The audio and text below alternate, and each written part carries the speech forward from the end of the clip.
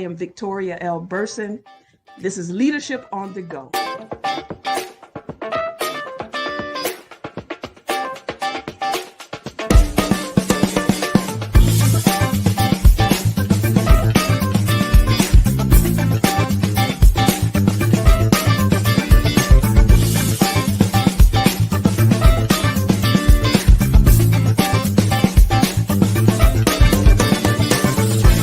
Leadership is not always preparedness for the unknown, but it is tapping into the unknown prepared.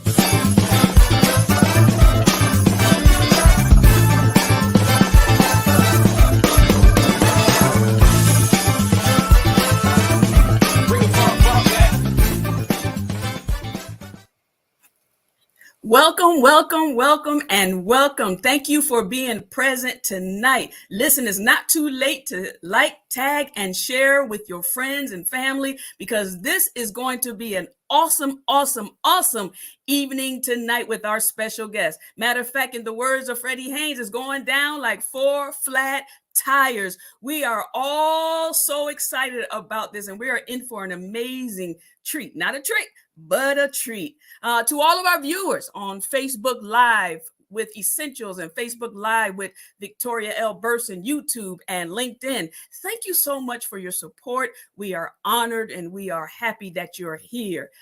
Leadership on the Go will not be the same after tonight. No, it won't. And so without further ado, I'm going to introduce my co-host, the comparable Dr. Edward Donaldson. I was getting his last name confused. I'm so excited, y'all. Come on through, sir. Come on through. Good evening, Reverend Burson. How are you? We are wonderful. Awesome. I'm so excited to be here tonight. This promises to be a conversation that folks have been waiting for with bated breath.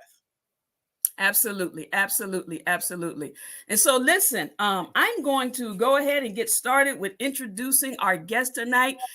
The theme for tonight is she's a bad mama jamma. And yes, she is a bad mama jamma. Y'all know that song, She's a Bad Mama Jamma? Yeah, I don't want the rest of it. She's just as bad as she can be. So I love this woman. I love this woman with all my heart, my might, and my soul. This woman is bad. She has from afar been mentoring me and teaching me. I'm learning from her. I still continue to learn from her. Yes, I do. I might be older than her, but I'm not too old to keep learning. Yes. So I'm so glad for her to be here tonight. I'm going to read her bio. Normally I extract from it, but I want to read it so that I am not missing anything in this bio. You hear me? Melva L. Sampson is a digital Hush Harbor curator, scholar, and preacher. She was licensed and later ordained into the New Era Missionary Baptist Convention of Georgia, an affiliate of the Progressive National Baptist Convention at the Midway Missionary Baptist Church in College Park, Georgia. Yes, my stomping ground. Under the leadership of Reverend Edward Spencer Reynolds and the Honorable Penny Brown Reynolds, PhD. Reverend Sampson was also ordained a ruling elder in the Greater Atlanta Presbytery of the Presbyterian Church of USA. Over the years, she has served as an associate minister of membership, nurture and care, assistant chaplain, and program manager at Spelman College, Sisters Chapel, and the Wisdom standing for Women in Spiritual Discernment of Ministry. Interim program director of the Women and Theology of Ministry track at Candler School of Theology, Emory University, and as archival assistant at the Martin Luther King Jr. Center for Nonviolent Social Change. Her research interests include Black preaching women's embodiment, African heritage, spiritual traditions, Black girls' ritual performance, and the relationship between digital proclamation and spiritual formation. She has published articles like The Making of Digital Griots and Cyber Assemblies, and the Digital Hush Harbors, Black Preaching Women and Black Digital Religious Networks. Each address the politics of location and challenge traditional Black church pulpit authority.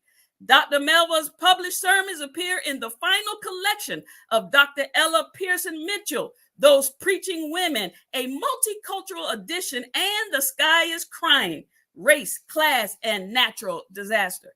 She is a leading practitioner in digital Black religion and is a creator of the Pink Robe Chronicles, an online spiritual gathering that circumvents, interlace oppressive religious structures, doctrines, and theologies by utilizing womanist and Afrocentric, Afrofuturist values of resistance, recovery, and reflection to curate a liberated and transformative faith-centered community of practice. Since 2016, Dr. Melva has live streamed over 300 digital sermons and engaged thousands across Facebook, YouTube, and Instagram.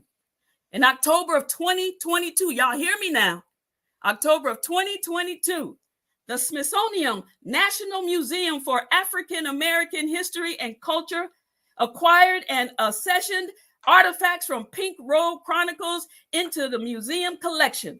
The digital files consist of 4 Pink Robe Chronicle sermons. Hear me now.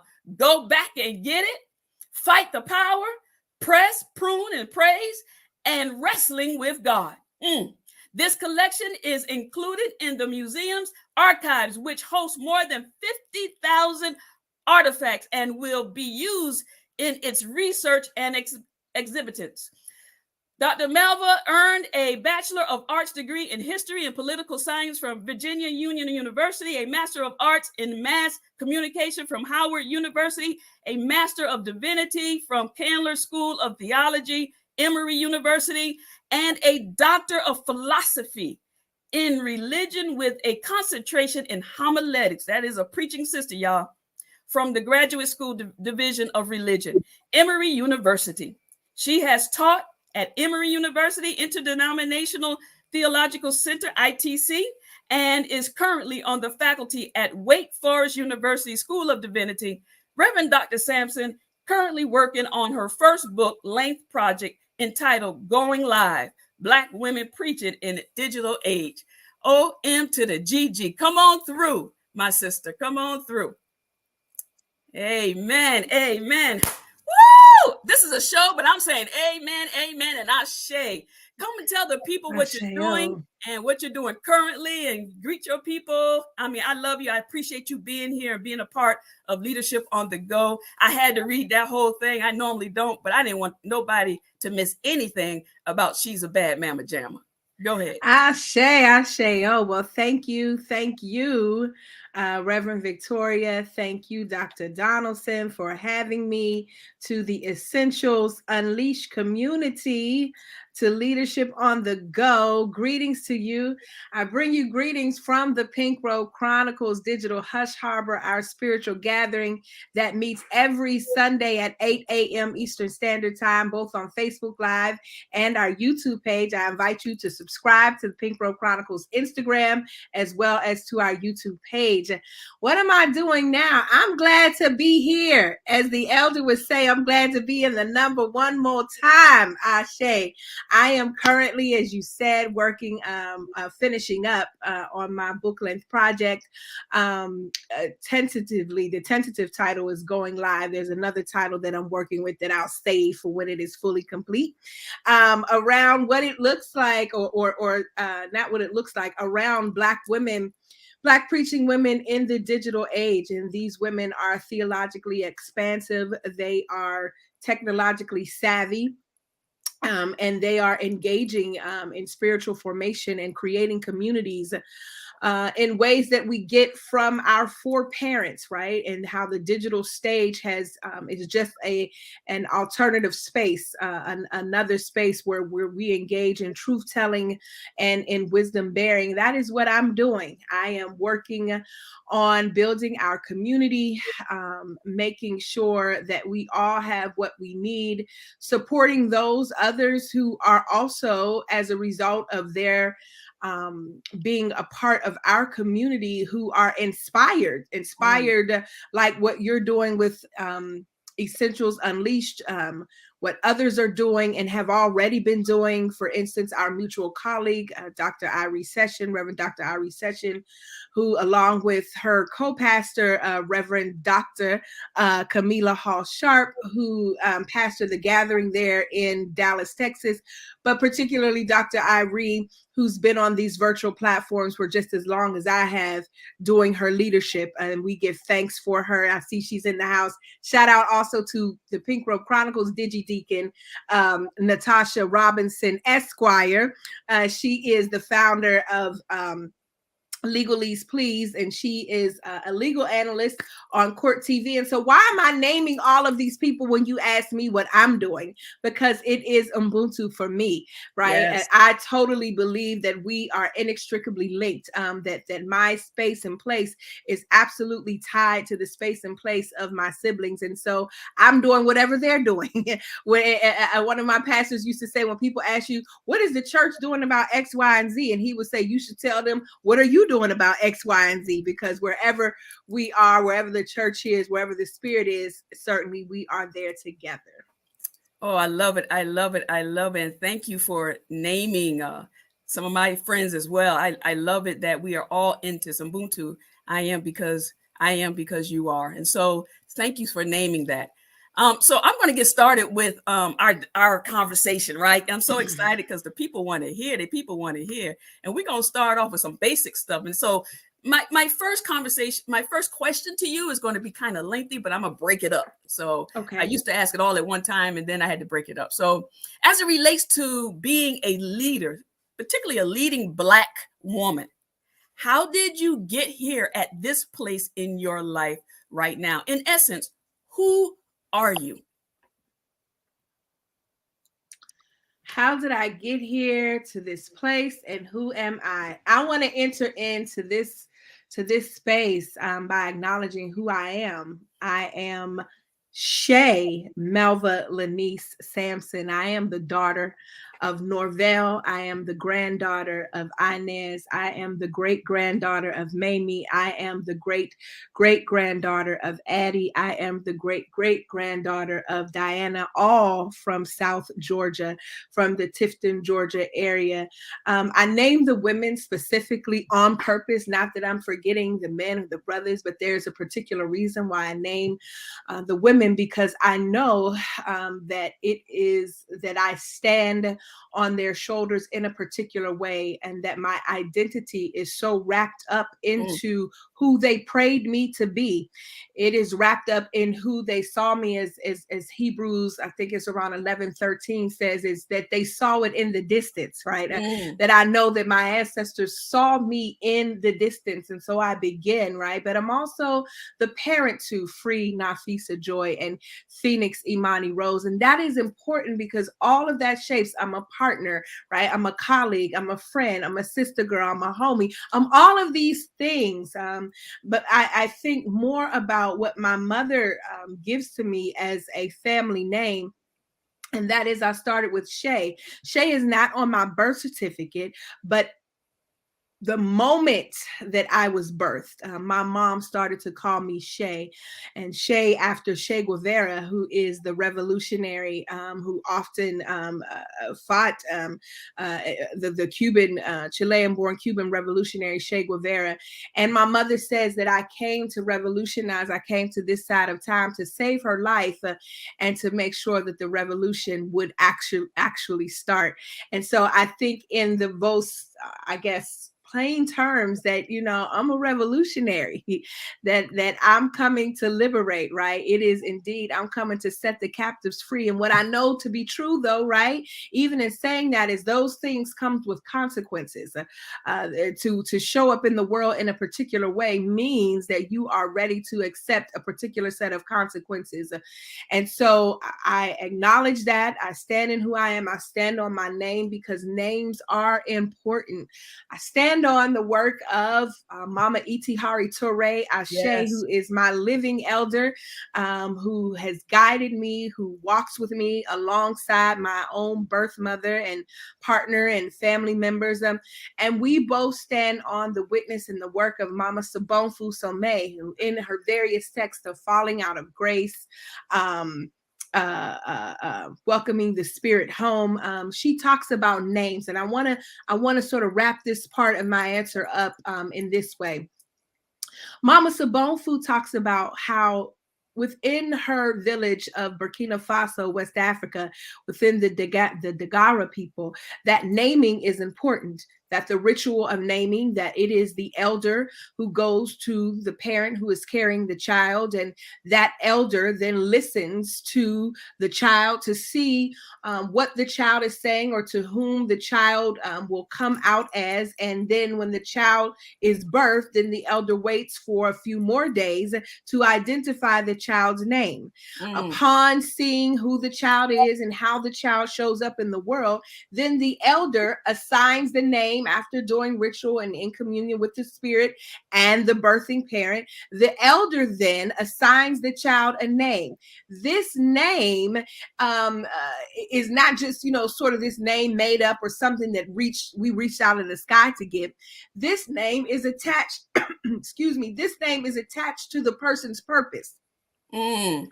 So therefore, then it means that the elders and the entire community knows the name of the person, so that when the person grows up and begins to live the person's life, that if for some reason the person strays from his, her, or their identity, that the way their identity is called back is when the elders say their names. Oh, wow. So it is an important question when you ask who you are, right? It is important for not only for me to know who I am, it is important for my community to know who I am. So at any moment when I am straying beyond what my sacred agreement has been, from eternity into time, for what I agreed that I would do on this side of time, coupled with my name that is my purpose in action, then automatically it brings me back into a space of clarity when you say my name, and my name is directly attached to my identity. I am a revolutionary. I am a revolutionary. Listen, that was phenomenal. I think in the 2 years of Essentials Unleashed, this is the first time I've heard someone explain who they are in that context, and it is marvelous. Let me ask you the next one then, because you already answered some of my questions. So let me ask you then, in that naming, why are you here and where are you going from here? Listen, I am here, as I believe we all are here. I believe we all are revolutionaries when we tap in. When we tap in. Right? The issue is that many of us have tapped out.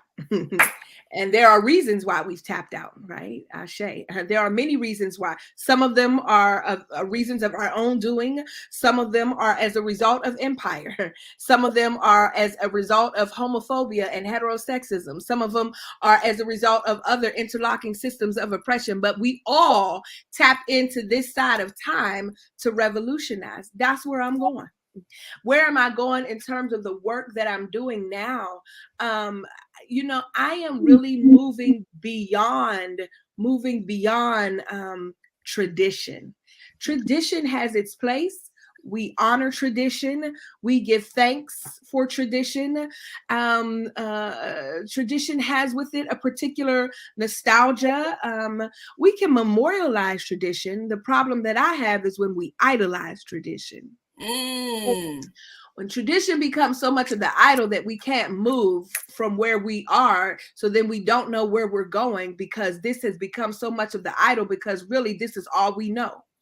And so even for me in the work that I've been doing and in curating this spiritual gathering in this digital space, that has opened the doors, not because I was the first ones, but absolutely because I've been a consistent presence, a consistent voice, right? And so when I say where are we going, we are going beyond brick and mortar. we are going beyond brick and mortar, because what now we know to be true because of spaces like Pink Road Chronicles, we know that we've been, look, I'm gonna say it like this, we've been had metaverse. the digital Hush Harbor, the Hush Harbor was our first metaverse. The Maroon communities in the South was our first metaverse. The Quilombos in Brazil was our first metaverse. Metaverses are not new to us. Ashe. And so it is important, as I look to cast my vision, both my vision and my net, beyond, that I am guided by our ancestors, by our collective ancestors, and by my individual ancestors. And so I may not tell you like on October 31st at 10 a.m. I'm going to be here, but I know that my direction is always towards freedom. Woo! My direction is always towards freedom. Listen, I love that part about, that we're all revolutionaries. And I agree with you. However, some of us we don't become revolutionaries, what I heard, unless you tap in, but some people have tapped out. That I'm just going to defer over to Dr. Donaldson. I'm done. I'm just done with that. I'm just drinking in the water, the refreshing, the joy. I'm thrilled. I really have a conversation about the sense of the prophetic that is your work. And when I say prophetic, I'm really talking about the prophet as one who holds up the folly of a time, and shows a community a picture of a preferred future. And that's really the work that I have observed you doing throughout the years.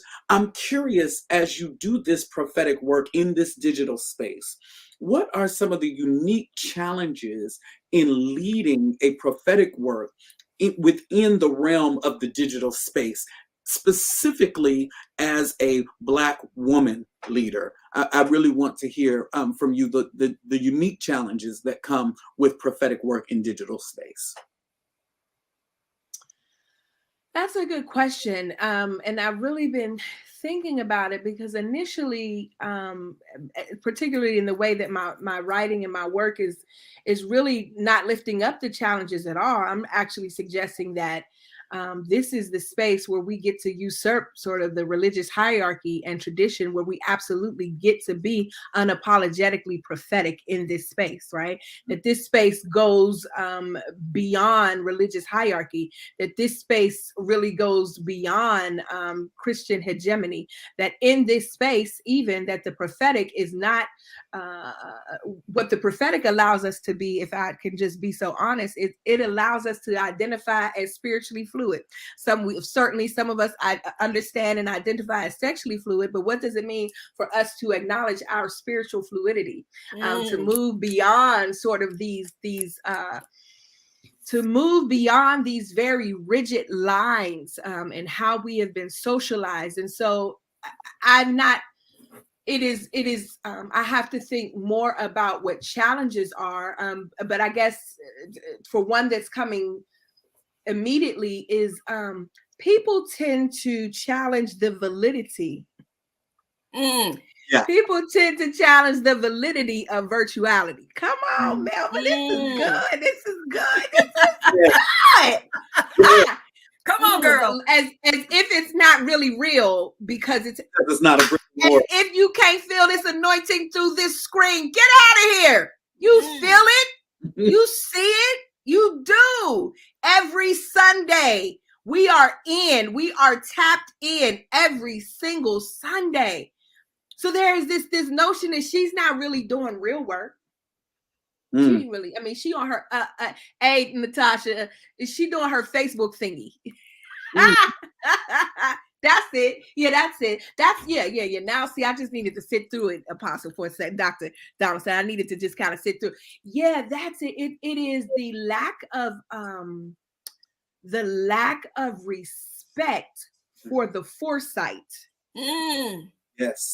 Yes. That is required, and for the courage to show yourself plain, open, and raw.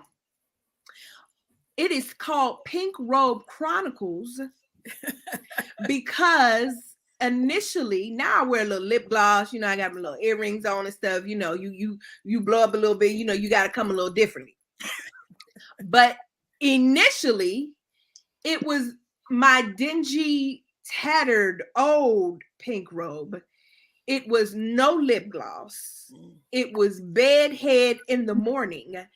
And then Reverend Victoria gave me the bomb pink clergy robe that I rock. And people are like, oh, she even got a pink clergy robe. Oh my God. Yes, friends. And so the what was behind that was to say, this pink robe is my priestly vestment. Mm. Mm. This robe right here, this little tattered thing up right here that some folks wouldn't wear. So here I come every morning without any preparation, placing myself before the people, opening myself up, which opening myself for some to be ridiculed, for others to be praised. But I'm simply saying, I know that, well, I won't answer that because you're getting ready to ask me that in a few. So let me save that answer down there. Opening myself in a way, right, that others find attractive, not because they find me attractive, because they find the truth attractive. Yes. Whoa. Yes. Yes. Yes. It's not me. They are attracted to the truth in me. They are attracted to the truth in them that they want to get out. So the challenge is for those who work in brick and mortar and traditional ministry settings to stop marginalizing those who are working in virtual spaces and to really recognize that we have given them the ultimate layup, that we held them down during COVID, that there is only a sanctuary to come back to because we were holding you down while you were trying to figure it out. Woo!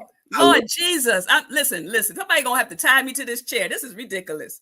I'm telling you, you are on fire, and I am loving this. And that was a very, very good question, Dr. Donaldson. Thank you. But I want to come with a follow-up question, some of your answers. Listen, I got so many questions. I'm sitting over here writing. But when you talk about spiritual fluidity, because the LGBT community always have had to deal with this whole notion of sexual fluidity, and the church. But when you talk about spiritual fluid, okay, that I'm getting tongue-tied right now. But I want to also tap into, because you talked about when people tapped out. What advice do you have for leaders or people on this listening to this platform who might be stuck or tapped out because of tradition or not, or a turning point in their life and need to shift without feeling or being apologetic? So my answer is going to be unconventional, and it is what my answer is rooted in what we've been working through in Pink Robe Chronicles in our gathering. And I'm going to lift up Trisha's book, Rest is Resistance. Trisha Hersey, this now is a book that is number 4 on the New York Times bestseller list. Shout out to you, Trisha. I think every leader should be reading this book. Every person who says they want to decolonize anything should be reading this book. What I say to leaders then is you need rest. Well, this is why you're tapped out. According to Trisha, I'm going to paraphrase. According to Trisha, you're tapped out because you've been too tapped into grind culture. Your grind culture is connected to capitalism. And while we have all been fed this, you don't eat if you don't work. The other thing that's tied to is Black excellence. Ouch. Because all the leaders, the Black ones at least, are trying to operate hashtag in Black excellence. But Black excellence is what's going to kill you. Why? Because Black excellence is only predicated on the fact that dominant culture or something white supremacist and anti-Black told you that you weren't already excellent. What happens if you work from the premise that I'm already excellent? Well, let's come all the way back then. Then we're hinged on this doctrine of original sin that already sees this flesh as a problem, right? So it's not far-fetched for us to then take with this white supremacist, anti-Black, anything antithetical to the goodness of our bodies, to the goodness of our sexuality. And then we sort of move ourselves in a way that if we could just work work hard enough, if we could just show up early enough, right? Because that's what many of us have been taught. If we could just show up early enough, if we could just get the right grade, we could move in the right neighborhood, if we could get the right degree, if we could go to the right school, we could write the right book, all of the if. But guess what? You ain't gonna never out white folk. You just not get ready to do it. You're never going to empire the empirical system. You're just never going to do it. So what does it mean for us to build our own? And then we can only build our own when we've rested enough, according to Trisha, when we have rested enough to tap into our inner knowing. The reason why leaders have tapped out is because their well is empty. Their well is empty. There is no water for them to draw from. There is no, they are parched. They are in a desert and they are thirsty. And the only thing that continues to give them the water is the same thing that's killing them. Oh my goodness. Oh my goodness. Oh my goodness. So I have to ask this follow-up question, because you keep referencing the interlocking systems of oppression, imperialism, anti-Blackness, capitalism, cis heteropatriarchy, right? You list these interlocking systems of oppression that serve to further and further marginalize particular identities and embodiments. So then my question, as you talk about working away from the idea of Black excellence toward an idea of Black rest, what would you have done differently in your journey coming to this point? Woo, come on, Dr. Donaldson. Let me tell you what I did do differently. Okay. If I can just hold on. Hold 1 second. Reverend Victoria, come on and ask me what's my superpower. Just ask me that right now so I can get this out so I can answer. See, this is the disadvantage of sending folks questions that we're going to ask. Right? Ask me this now so that I can respond to his question. Okay, let me go ahead and ask you the question I was going to ask you towards the end. Right. What is your superpower, woman? Shay, my superpower is authenticity. Yes. My superpower is transparency. It requires that I'm vulnerable, and vulnerability doesn't always feel safe, but it's absolutely brave. I often put myself out there a lot, and then sometimes have remorse of oversharing. But then I receive messages like, oh my goodness, we needed to hear that. I needed to say that. I needed folks to know what my superpower is so that I can answer this question honestly in terms of what would you have done differently. So I'm going to answer it like this.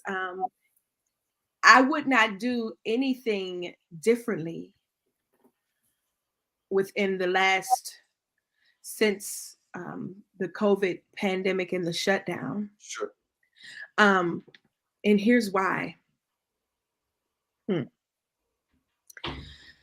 I received a book grant from a very reputable institution to do a first book award.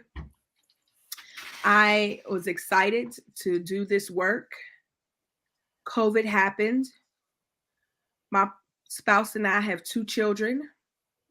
School closed down. Work closed down. My spouse was here. I was here. So the year that I was supposed to be writing, everybody was in the house.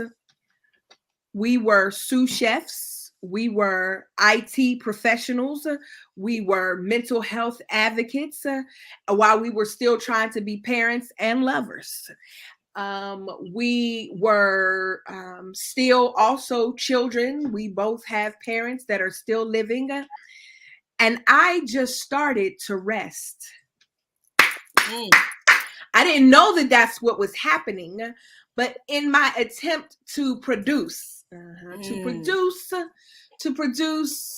because I'm in a tenure track situation, in my attempt to produce, my body was saying, we can't even do that right now. And why was my body saying that? I said this last week on Pink Robe Chronicles, and so this is just a reshare for those of you who already know Dr. Jamie. I said that, and just spare me just a few seconds, y'all, to just really set this up for you. I said that because I had to walk back to 2009. I started the PhD program literally to the day 6 weeks after giving birth. That's not a brag. That's a confession. Mm. Mm. I don't suggest that. I don't suggest that. That's a confession, as in maybe that I had a fear of missing out on what I believe my future would be if I did not pause long enough to take care of myself and to take care of my body. So here I am sitting in the middle of an academic classroom, breasts literally engorged and leaking, trying to pump milk and then store milk so that I can take milk home to a 6-week-old baby to feed her, while all along suffering with anxiety, performance anxiety, because there are those in the classroom, Dr. Donaldson, who are posturing. Posturing is the operative term here. They are posturing as if they know, but they don't know like I don't know. But there is a way that whiteness shows up. There is a way that gender politics shows up that can make folk who might be identified as others feel a certain way. And so instead of pausing, what did I do? I pushed through.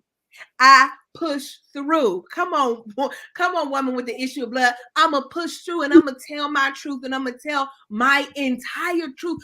But the problem with that is, in pushing through, I am not Margaret Connolly. I am normativizing or normalizing my trauma. I've not even given my body a moment to pause. So now I'm moving through all of the things that you got to move through, y'all. I'm going to just tell the truth. Look, I took the comps. I failed 2 of them. I had to retake 2 of them, but I passed 4 and yet was told that I needed to keep it a secret. Trauma in the body. I went up for jobs. I was finalist for positions, didn't get the positions, told you need to keep it a secret. Trauma in the body, right? All of this trauma, all of this all up and around, because in these positions, in these leadership positions, the system only progresses through secrecy. But the minute we start sharing, the minute we start exposing, the minute we start talking, we become a problem. And so fast forward all the way up until 2020, I had not taken a break. And here it was that I had been given money to produce. But from where was I going to produce? And there is a difference between producing and creating. My God, today. Hey! I'm called to create, not to produce. Producing something is not the same as creating something. Creating takes a level, according to Trisha, of inner knowing. Creating requires a relationship, a continuous relationship between me, between time, between eternity. Creating requires me to future myself. Come on, Afrofuturism. Creating requires me to see beyond and to be an open portal. Producing has to do with me mimicking a system that is vile, mimicking and then receiving validation for a system that has never seen me as valid or worthy in the first place. Woo! Jesus. So good. And so, what would I do differently? I rested. I done paid for it. Oh, it's some consequences that came with that. Some that I'm still grieving. Some that I am still, that are hard to accept. But here's what I know now through therapy. If 2020 came again, I would still rest. Because, and I'm quoting Trisha so heavily because this book is Bible. Because she said capitalism and grind culture cannot have my body. Woo. You cannot have me.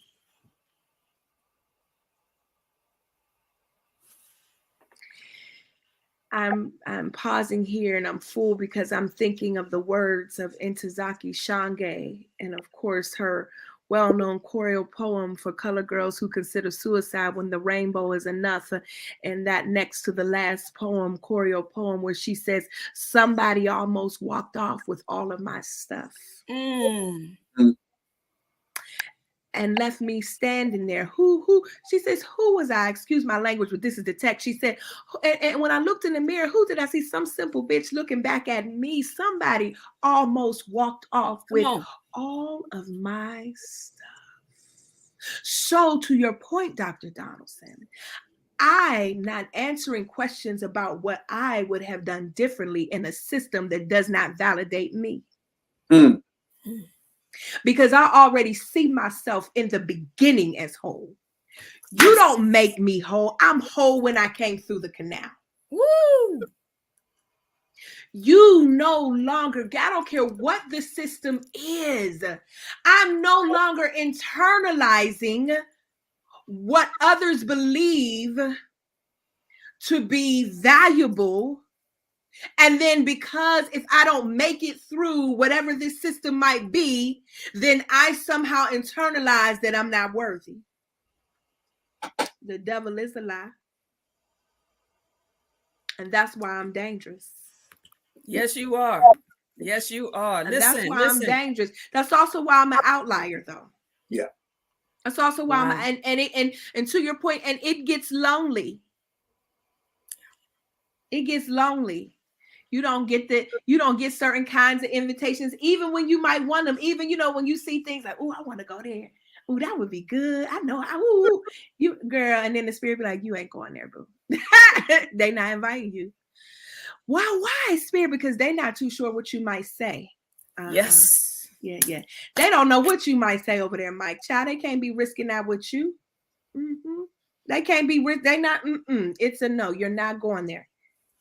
Right. And so then to your point, I have to do what Mama E.T. Hari says. I have to then do what? I have to surround myself with a community that is strong enough to hold my truth.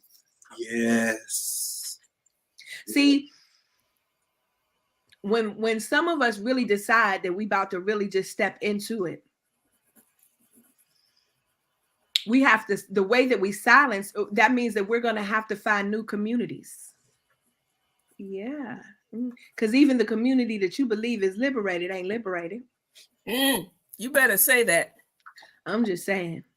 And I'm talking to you all as my siblings, right? So I've been to some services. I've been to some services. I've been to some services, LGBT plus, denominational services. And I'm sometimes sitting there thinking to myself, I'm really confused because I thought the goal was to be free. And I don't know how this tragic theology followed y'all. Come on now. But yet here we are. Yeah. Here we are, spouting the same things. Yes. Doing the same thing, is just in a different location. Yeah, here we are. But that'll cause you to, again, why they always so negative? Why they don't have nothing good to say about the church? I didn't say that.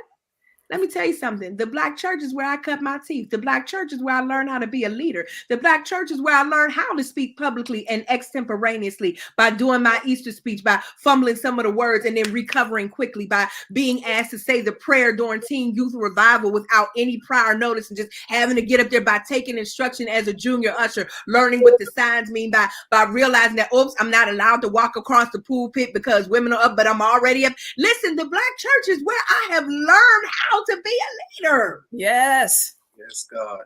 Yes. It is a call and a response. And at the same time, because it is my birthplace, who other than me, than you, has the right to call it when it has strayed? Lord have mercy. Listen. I'm telling you, I just can't keep up. I'm telling you, I got so many copious notes that I'm scratching because you setting me free about some things, and I consider myself really free, but you setting me free in some other areas that I thought I was free in, right? And if people want to tell the truth on here, they will say, so you are setting us free. Listen, I want to do a follow-up question. You talked about some things that have caused you pain, right? Can you share a specific experience that took you from trial to triumph? If you don't mind being transparent with a specific experience?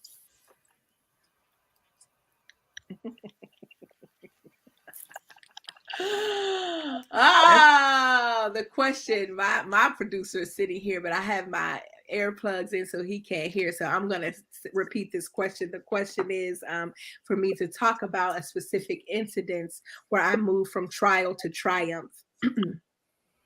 So Pink Robe Chronicles started in 2016. I served at a church that I love dearly, that I still have love for. It was a lot going on at the time. I had been invited to preach, and something happened. I still to this day don't know fully what happened, but I know something happened, and it had to do with my voice, not the mere sound of my voice, but the way my voice shows up. And the male pastor called and basically said, "I'm going to preach instead." And only to find out that there were two women in the church who had gone to him and said, "We don't want to hear Melva anymore." And I was so deeply wounded because I'm thinking, my entire ministry, my work, everything, my being is toward the liberation of Black folk broadly and Black women specifically. What does it mean for Black women to say, "I don't want to hear your voice"? At the same time, Corinne Gaines, the young African-American woman out of Baltimore, was murdered by the Baltimore police. They had a warrant for her arrest. They stormed her home, and she was bearing arms, which was her right as a sovereign citizen. They commanded that she put her weapons down, and she told them, "You put your weapons down." And she was streaming this partially on Facebook Live. Shots ensued, and they fired, and shots hit her and ultimately killed her and grazed her son, her 2-year-old son that she was holding on her hip. That next Sunday came, and I was supposed to be in church, but I was so wounded by the treatment of Black women that I decided to stay home and make chicken and dumplings instead.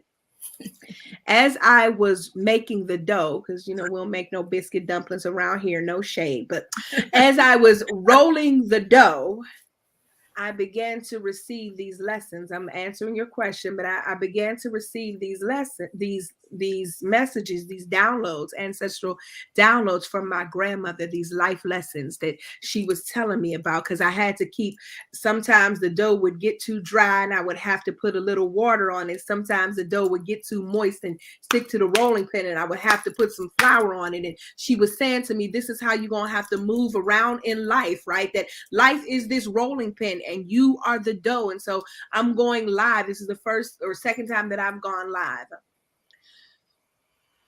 It was the most painful experience, one of the most painful experiences, not to be able to do what I believed I was called to do. Fast forward to 2022. For some colleagues, both in the academy and both in ministry, who struggle to identify what I do as a practical theologian, what I do as an African-centered Afrofuturist, womanist, homiletician, and practical theologian, who struggle to see what I do. The academicians believe that I'm not academic enough. And the practitioners believe that I'm not practical enough. So there is never really a true home. And then they question and challenge where are her publishings? Well, she does digital religion and digital Black religion. Well, then for me, it only makes sense that I'm publishing in digital journeys, friends, digital journals, friends. Come on, step up and come with these times. But then how is it that she can call herself what we believe that she is not quite scholarly enough for? Had she been scholarly enough, then surely she would have published in these journals. But then in October, the Smithsonian rang. Yes, And yes. said, we have been trying to get these works for 2 years. We want to accession 4 sermons. Now hear me, sermons aren't just not from me. Sermons aren't just these, little speeches, little Easter speeches that are put together, but this is my work. So when Teddy Reeves, the curator of religion at the National Museum for African American History and Culture, and said, because Melva, what you have been doing is the work. You have been breaking the digital ground, and we want to mark this moment in time. For me, the redemption, the validation was for the very people who said, we're not quite sure if she's scholarly enough. Come on, everybody in this live right now, raise your hand if you're in the Smithsonian. Me, raise your hand. I love it. If in perpetuity. Mm. If into perpetuity, you will go click here. And this movement that was started as a result of your pain, as a result of shame, is now documented. So our children's children. This is why I'm saying it's the system that's the problem. So if the system itself says you don't get to move through this stage because you didn't do this, but then the world's largest museum, education, and research complex says, I'm not. So we're feeling you. We're feeling you. Yeah. So that is from the trial to the triumph. And the point of that, friends, is that especially for leaders, you cannot get locked into whether or not a body is going to validate you as a leader. You got to already know that you're leading. Yes. That's why you're revolutionary. Yes. Because you're not looking for external validation. You know your validation. Can I say this to us?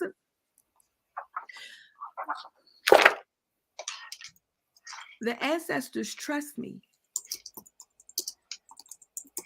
They trust me because they know that I'm going to follow what they say. I might cuss about it. I might fuss about it. I might prolong. But ultimately, Dr. Jamie, I'm going to do what they say do. Ultimately, I'm going to do what they say do. And that's what see, a leader ain't a leader to me if a leader ain't dangerous in that way. Mm-hmm. You ain't no leader, child, friend. You a follower. You are a follower and you are comfortable in your captivity. And that is your address. And we are not the same. So I would love to follow up with a question that ties in Victoria's last question and something you were saying just before that question. So I'm a bishop in TFAM, Fellowship of Affirming Ministries. I'm the senior bishop. I see some of my TFAM siblings are on the line. Pastor Sue Weebley, how are you? That's my sister, and I see her on the line, and others. You're a strong advocate for the LGBTQIA plus community. Because it changes, right? See, I'm glad you said it. Yes. It grows, right? Why is it important for Black women and the LGBTQIA plus community to work in concert? Now, let me put the caveat. Black women are a part of the community, but I'm specifically talking about women who don't identify as a part of the LGBTQIA community, Black women and the community, to work in concert toward a more just and humane world. Why is that important? So for me, it goes back to what Bishop Desmond Tutu gives us in the philosophy of Ubuntu, this I am because you are, but I am really, I heard him talk about it in this way.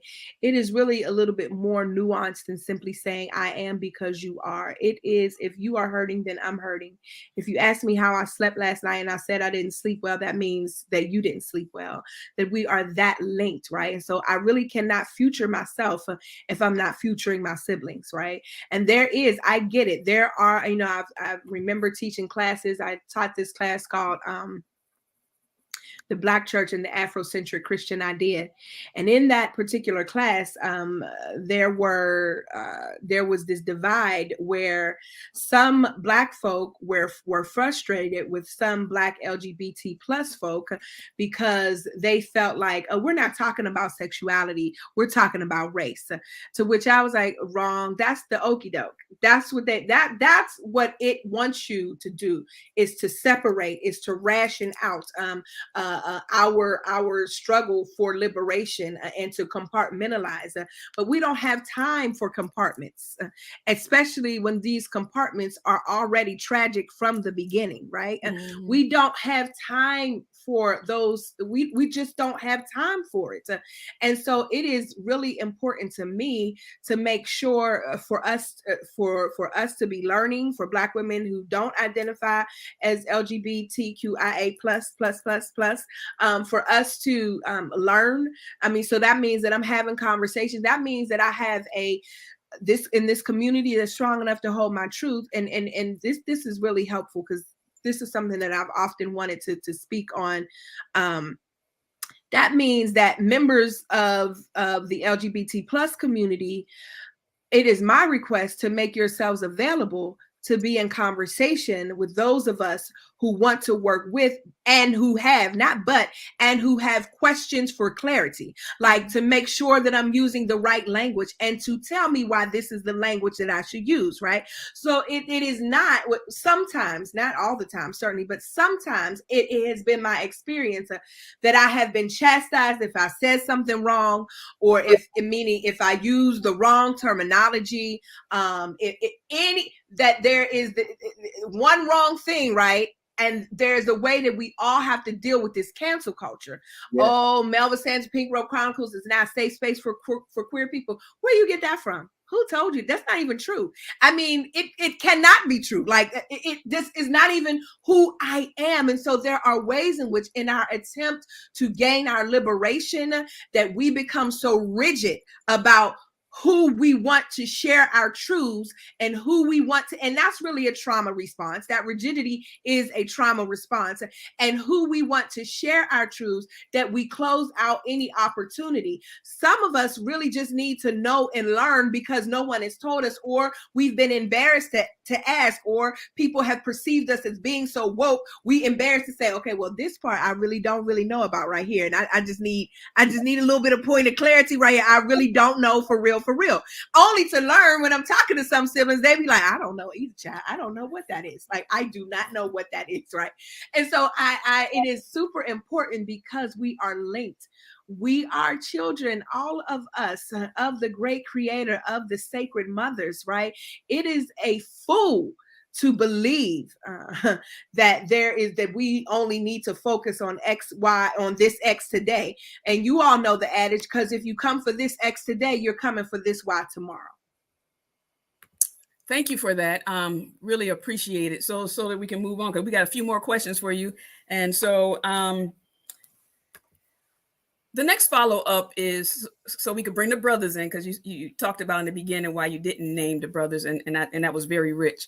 What does support from Black men look like in a womanist framework? So I am married to a Black man. I want to lead in by saying that because he is womanist. He may not ever say I'm womanist. You may not ever hear him say that he is womanist, but the way that he shows up for myself and for our daughters is absolutely womanist. What does that mean? As you all can see, I show up in the world in a particular way. It takes a particular type of person to be partnered with me. One that is not engaged in toxic masculinity, that is not intimidated by the largesse, if you will, of my personality, of my vocabulary, even like physically of my hips. You understand what I'm saying? It takes one who is sound and secure, who is not challenged by the fact of thinking that why is she so out in the open? Why is she? But someone who is concerned like me with the survival of an entire community, someone who has the same commitments with me, who sees our LGBTQ IA plus siblings as our siblings, not as this, but as our siblings, who has the same desire for equity and equality. And so it is important for men identified folk to show up, because Black women have always shown up for you. That's good. That's good. That's good. Thank you for that. That is so rich. The work that you do, and I can imagine it is not just your cost, but it is also your partner's cost. It is also your daughter's cost, right? We don't do any of this work in isolation, any of us. Right? So whoever we're in covenant with, we're also in community with, also pay the cost. Can you share with us how you've navigated disappointment, and even how you've navigated the disappointment of those attached to you? It's not just an internal thing, but your village, your immediate village. How do you navigate disappointment? Whoo, y'all is deep tonight. My God, I need to have my therapist on speed dial. Yeesh, sheesh.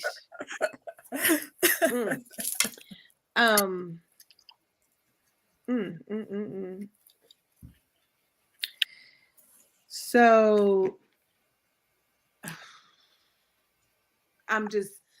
there's so many entry points. I'm just wanting to slow down for a minute to see which door I should move through.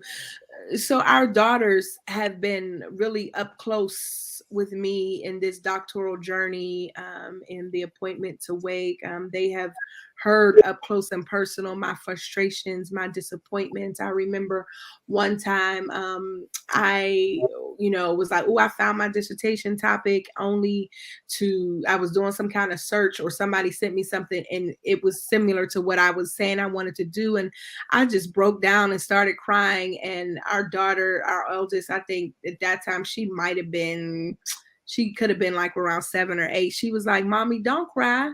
She said, it's okay, because only you could do what you gonna do. And I thought, that's right, baby girl.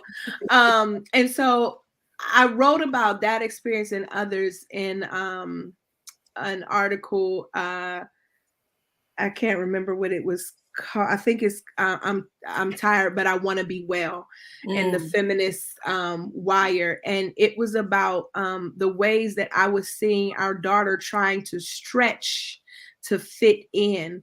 So she was at daycare age at that time, and she has curly, kinky hair, but then if you blow it out, it's really long, and then as soon as that humidity hits it, it shrinks up. And so there was a person in her class who had long black curly hair. And so one day our daughter was trying to pull her little afro down, and I said, what you doing? And she said, I'm trying to stretch my hair, like she named the classmate. And I was like, what? Why are you trying to stretch your hair? No, you got to love your hair like it is, love your hair like it grows out your head. And she said, but Mommy, you be trying to stretch too. And I said, how? She said, when they tell you they don't like how you wrote something, and then you be trying to figure out how to stretch into that. Ooh. Wow. Oh my. Oh my. What say you? Which is where I initially came up with the hashtag and the title of some other work called Raising Womanish Girls. So it has been in those moments where I identify them seeing me, right? And asking myself, how am I showing up? Like, what am I showing them? Right.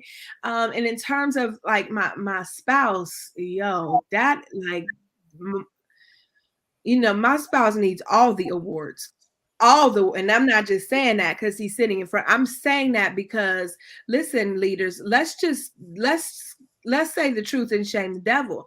I mean, we are grown on here, so let's just talk about it, right? You know, you're leading, you are, and Trisha gives us this, you are resting. So Trisha in her book says that we are resting because it is our divine right to do so. We are not resting so that we can produce labor. Right. But oftentimes we rest to produce labor. So we're resting so that I can get up and finish and do something else. And in that rest, I remember writing this as a post when I finished comps, like, shout out to the nights that you had to sleep by yourself. To the nights when you tried to give me intimate touch and I turned you away because I had to sleep so that I could get up and not attend to both of us, but attend to this deadline over here. To moments when you see so much in me, when you see me beyond my ability to see myself, and I can see in your face that you only wish that I knew just how great I am, that I could tell, you know, in the tenor of your voice that you wish that I could just get a small inkling to be able to recognize that I am worthy, that I am well able, that I see the frustration in your face when you see just how much a process, some of these processes have chipped away at my inner being to the point where it makes me second guess, even in my revolutionary status, the ways that I have to wonder, am I smart enough? Will I be welcome? Am I invited to it? Will they get me? And you look at me and you're saying, damn, I wish you could just see, like, you, hell yeah, you already here, friend. And so being up close and personal to that makes me remember and recognize, certainly we don't move through these processes by ourselves. That's right. That's right. That it is oftentimes our partners, our children, our folks closest around us who have to advocate for us, who have to be gatekeepers, keeping people at bay so they don't get up on us, so they can't even see when our edges is so raggedy. Hey. It's them, and they get the residual. Oftentimes they get what's left over. They don't even often get sort of, you know, that fire, that passion, you know. Can I talk for a minute, y'all? I just, you know, they get the sloppy sex. They get the, you know, here you go, here, friend, just get this, and, you know, amen, somebody. They don't even, and so this leaders, because this is a part of the leadership conversation, right? Yes. This is a part of the leadership conversation. Your business life is straight, but your inner life is raggedy. It's raggedy. And that's the problem with capitalism, Carmen. The problem with capitalism is that because if we don't work, we don't eat, then we think that all we ever have to do is grind. Yes. And in that grinding, we lose our humanity. And without our humanity, we forego intimacy. Yes. I ain't talking just about like the physical act of sex. Yes. I'm talking about simple intimacy, like come on and rub my eyebrows and just tell me something nice about myself, or like I'm just let me touch your feet with my feet. I mean, you understand? There is a way in which these systems dehumanize us, y'all. Yes. Yes. They dehumanize us and they make us machines.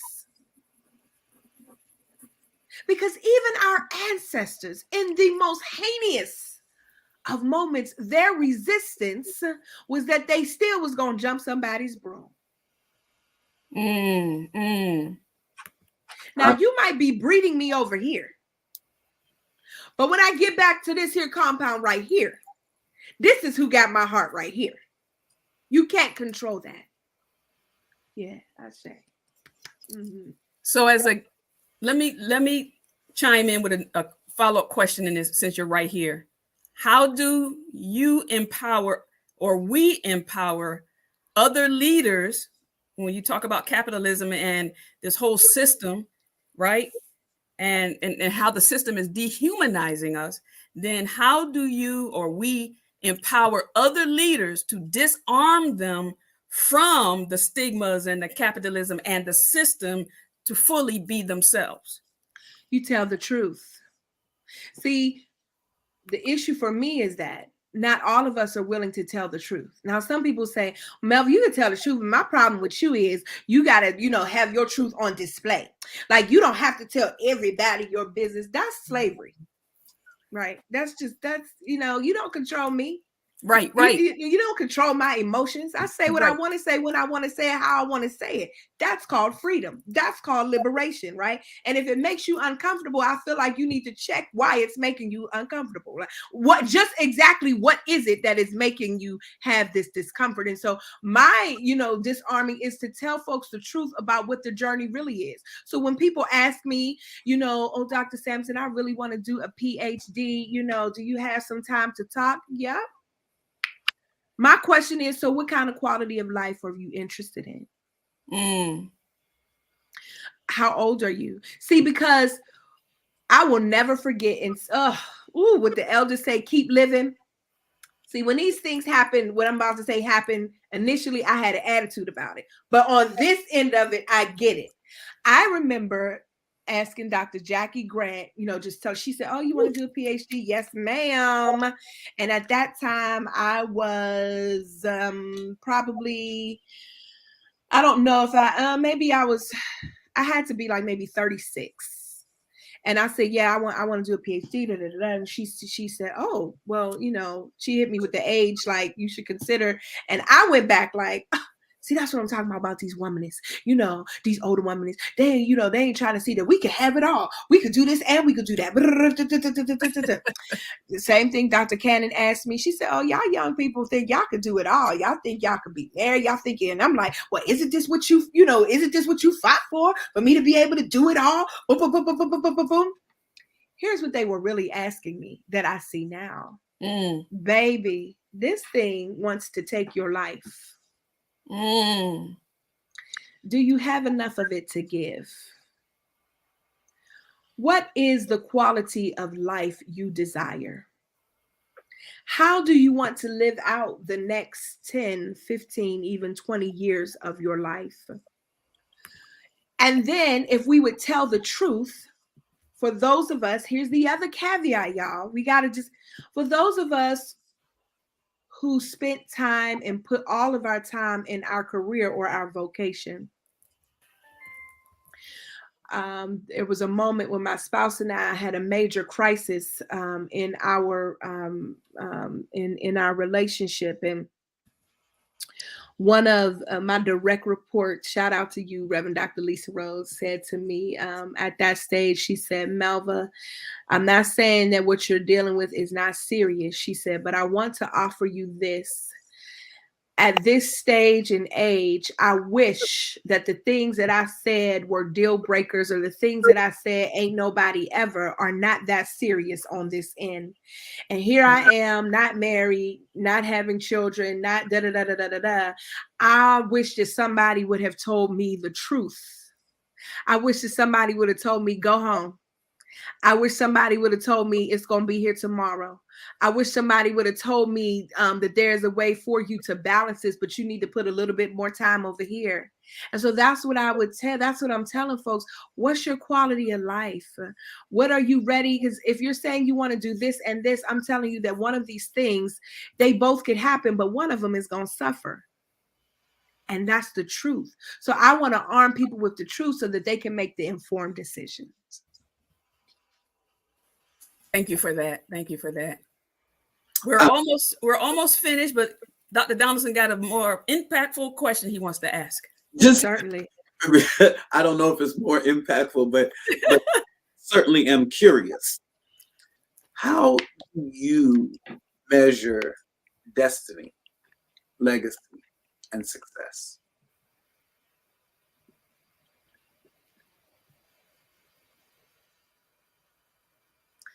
If when I die, my name continues to be spoken, I trust that I will hear it in whatever realm I'm in, and then I will know that I have been successful, that I have created legacy. Ashe. So what final words would you like to tell our viewers? And again, I want to say to our viewers, we are we have up, or we had up, and we'll put it back up. If you want to bless this woman of God, if you've been blessed, I know you have been blessed.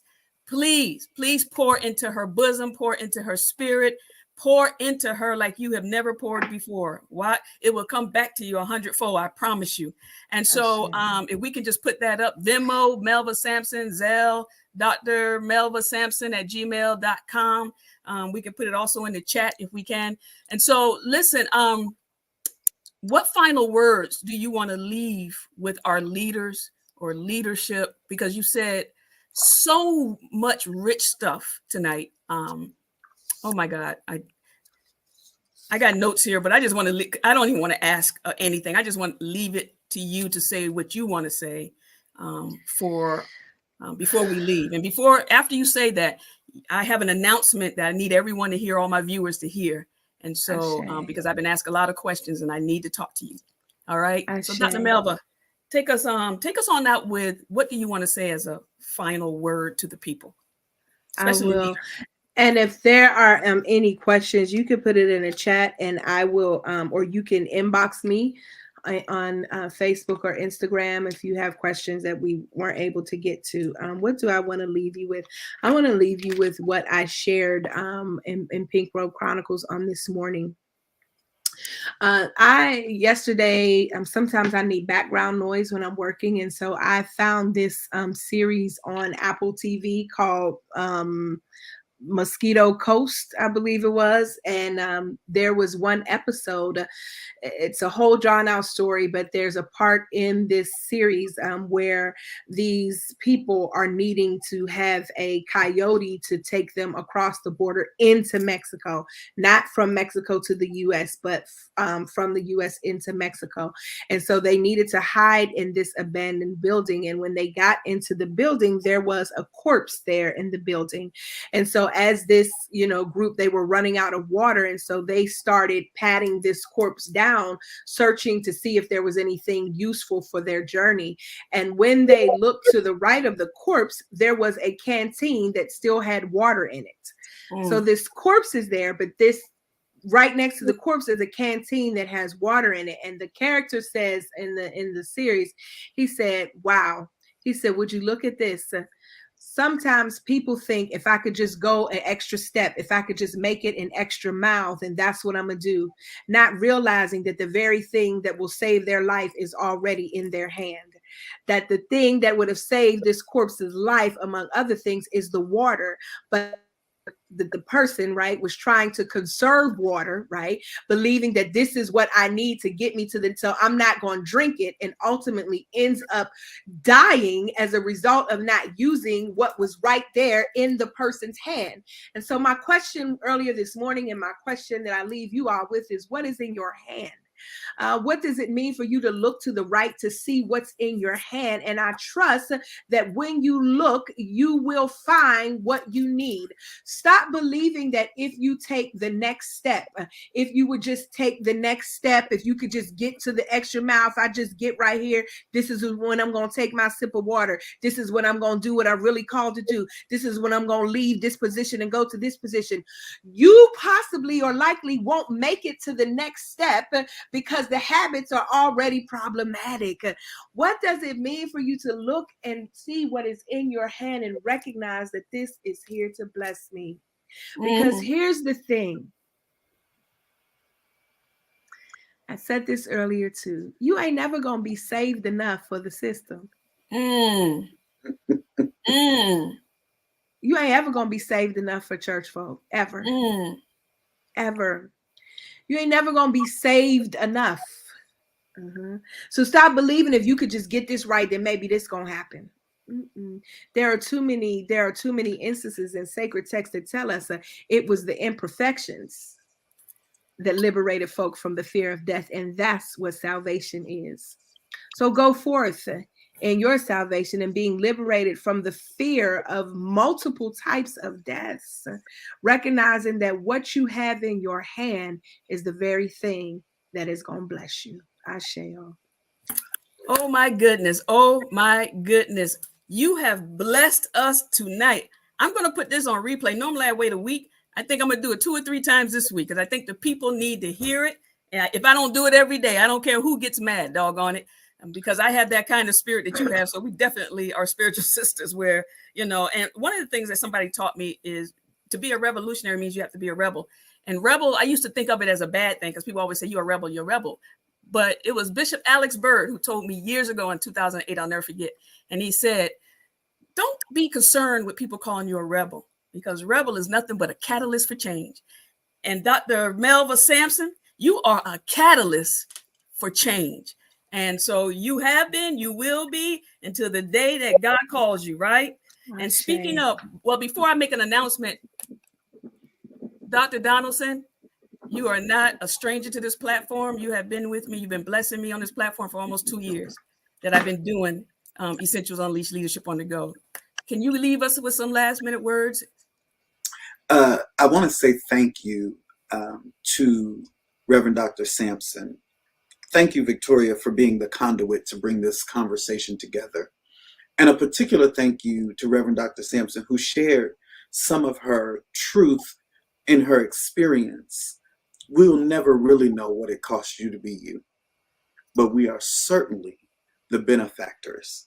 And yes, with great humility and great grace that we say, Ashe, Ashe, Ashe. Ashe. Oh, thank you so much. I also have my producer, my friend who helps me through this time and season, Reverend Elder Dr. Parrish Harris. Can you bring yourself forward and offer some words of wisdom or whatever you want to say to our viewers and to Reverend Dr. Melva Sampson? I just enjoyed you so much, Reverend Dr. Sampson. This interview, your responses were so enlightening, authentic, brilliant, honest, and informative. And I thank you. I thank you, Reverend Victoria Burson and Dr. Donaldson, for the wonderful job that you have done in facilitating this conversation. I'm just glad to be here and be a part of it. Thank you. Thank you so much. And thank you for helping us tonight. Well, listen, everyone, the great woman of God has spoken. She definitely spoke into my bosom. If she spoke into your bosom, even if she hasn't, let's bless her. Come on, y'all. PayPal at Pink Road Chronicles. PayPal at Pink Road Chronicles, or you can go to Venmo at Melva-Sampson, or you can go to Zelle, Dr. Melva Sampson, Dr. Melva Sampson at gmail.com. And if you can't remember that, go to her Pink Chronicles page and then just say, I want to bless you for being on Leadership on the Go. How can I do that? And then she will be able to give you that information. Here's the announcement we have for this evening. I don't want to belabor the moment. Many of my viewers have been inboxing me, and I apologize. I apologize so much that we've had to cancel many episodes. We've had some great, I can't name all the people who would have been special guests. I can start with Pastor Martin Espinoza, Bishop Sonia Rawls, Bishop Allison Abrams, Dr. Quincy Reinhardt. We've had some Dr. Venice folks. We've had some very good guests, and there are many, many more. I just can't remember. Reverend Sonia Williams. Bishop-elect Sonia Williams. We've had to cancel episodes because, unfortunately, I some time ago said I am not well. I'm not well. I'm not okay. And a lot of you inboxed me.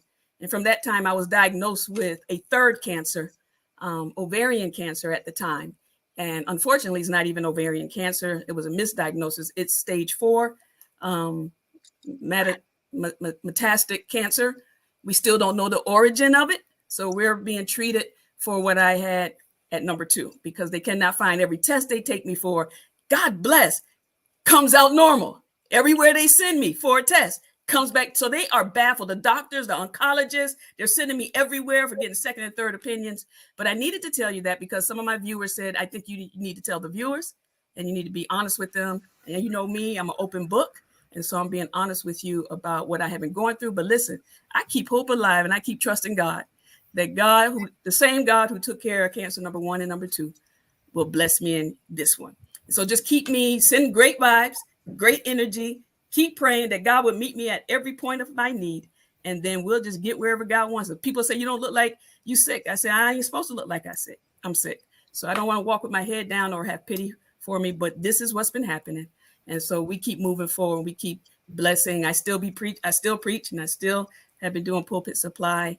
Matter of fact, the last one I did was for Dr. Brad Braxton, and then we will be doing something for Sister Reach soon. And so just keep me lifted up and keep the vibes going.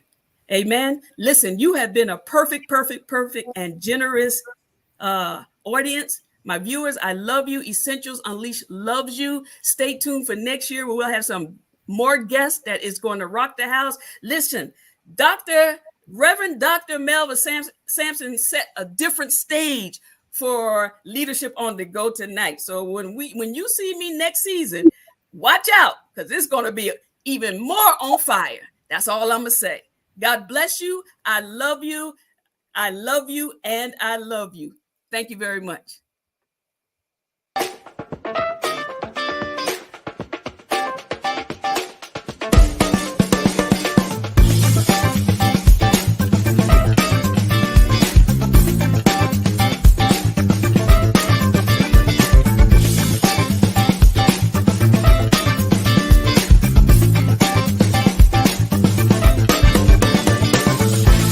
Leadership is not always prepared